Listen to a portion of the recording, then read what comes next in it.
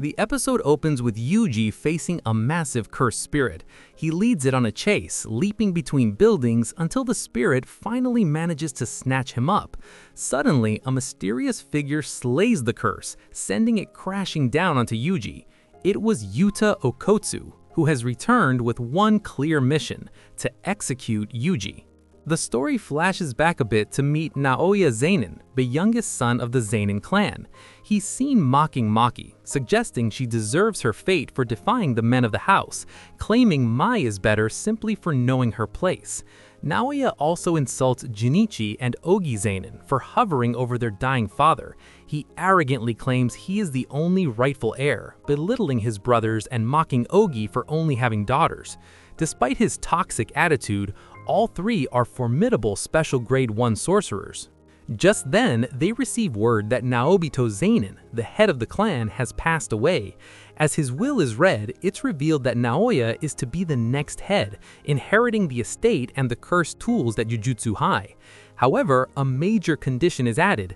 If Satoru Gojo is ever incapacitated or dead, a previous agreement with Toji takes effect, making Megumi Fushiguro the head of the clan and the sole heir to the fortune.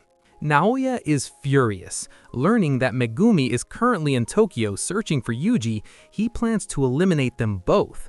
With millions of curses roaming the city, Megumi's death can easily be blamed on the chaos. Once Megumi is gone, Naoya believes there will be no one left to challenge his claim to the Zenin leadership. Elsewhere, Yuji sits in isolation until Choso checks on his wounds.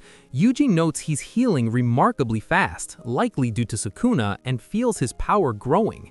Choso urges him to return to Jujutsu High, but Yuji refuses.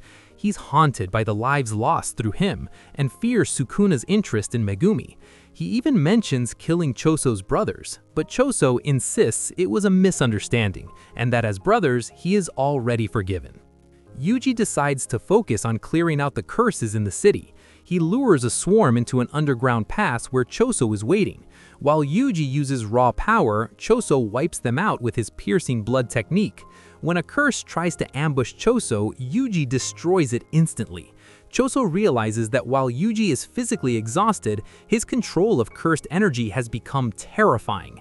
He truly views Yuji as a demon god and a brother to be proud of. Before Choso can mention Yuji's father, Naoya arrives, asking for Megumi. He informs Yuji that his execution is back on now that Gojo isn't around to protect him. Without Gojo's presence, the upper hands are finally taking action. Naoya admits he's primarily there to kill Megumi, but is happy to deal with Yuji first. He moves with blinding speed, striking both of them before they can react. As they struggle to track his movements, Naoya wonders who Yuji's companion is. Suddenly, an overwhelming cursed energy fills the area. Yuji wonders if it's Gojo, but it turns out to be Yuta Okotsu. He arrives with a literal crash, cratering the ground. Naoya recognizes him as the one assigned to execute Yuji. Yuji realizes Yuta is a special grade sorcerer, just like Gojo.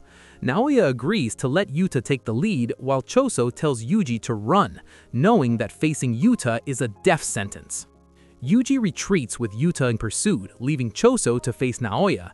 Naoya mocks the blood manipulation technique, claiming he has nothing to fear as long as he avoids piercing blood. He's confident he'll end the fight quickly, but Choso remains calm. He warns Naoya that anyone threatening his younger brother won't be leaving this fight alive.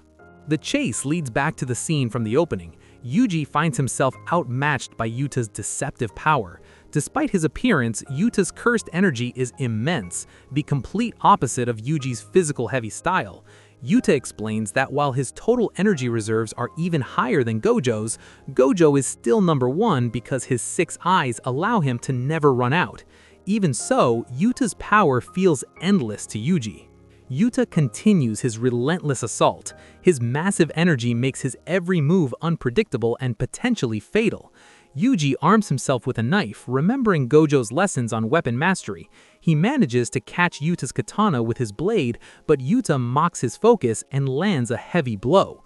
In a surprising turn, Yuji manages to snap Yuta's katana, proving he is a true student of Satoru Gojo. Yuji thinks he can now fight Yuta hand-to-hand, but a massive cursed spirit, Rika, suddenly appears and pins him down. Yuji is completely immobilized. With Yuji trapped, Yuta approaches with his broken blade. With a quiet apology, he plunges the sword into Yuji's chest, and Yuji's life seems to fade away. The episode ends on this massive cliffhanger.